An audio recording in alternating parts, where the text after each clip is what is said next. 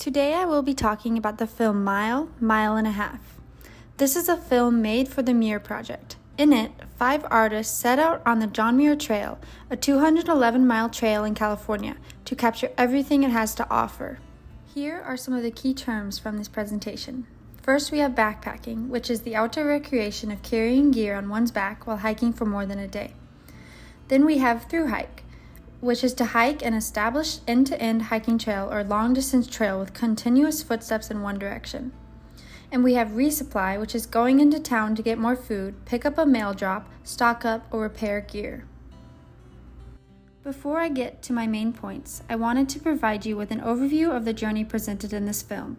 I also wanted to share with you some of the photos taken during this journey. Over the course of the through hike of the John Muir Trail, the backpacking artist hiked through Yosemite, the Ansel Adams Wilderness, Devil's Postpile National Monument, the John Muir Wilderness, and Sequoia and Kings Canyon National Parks.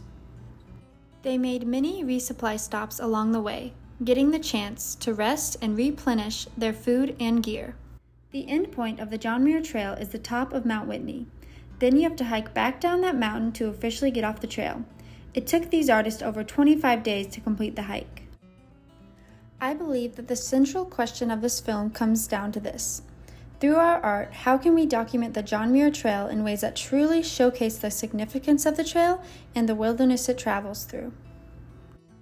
This film influences the lives of everyday people who are not professional athletes by inspiring us to hike, because honestly, if this film doesn't make you want to go out and hike in the mountains, I don't know what will.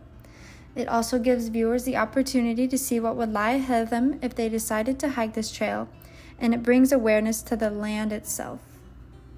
The subjects of this film are oriented to the natural world around them in a couple different ways.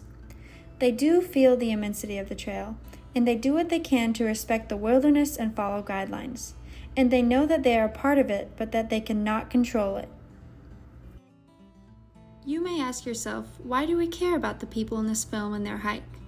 And I say it's because this is wilderness in our very own country, and as humans, we generally love beautiful things.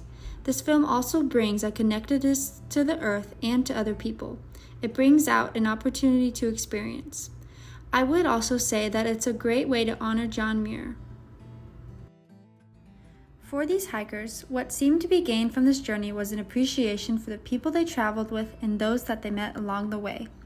One hiker met along the trail and hiked with to the end claims that the biggest impression the experience left on her was simply that people are amazing. At the very end of the film, 2 of the main hikers claim this: "What more can you ask for? It's an adventure."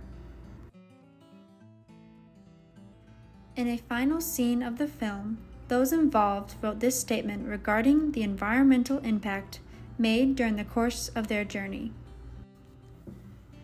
While we made strong efforts to be responsible backpackers and to minimize impact during our journey, we've since learned from our mistakes and know we can do better on future wilderness trips.